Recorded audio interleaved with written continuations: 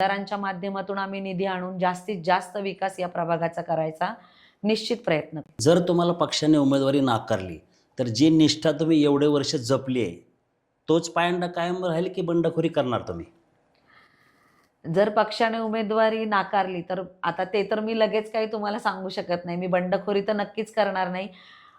इतके वर्ष जर मी काम करत आली आहे तर नक्कीच माझा विचार पक्ष करेल. पक्षश्रेष्ठी माझ्या कामाची दखल घेतील.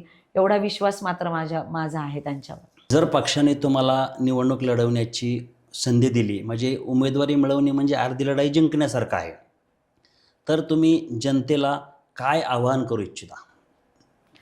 जर पक्षाने मला संधी दिली तर नक्कीच इतके दिवस आमदार चेतनदादा तुपे पाटील यांच्या बरोबर काम करून त्यांनी दिलेला विश्वास सार्थ ठरून मी इथपर्यंत काम करत आलेली आहे.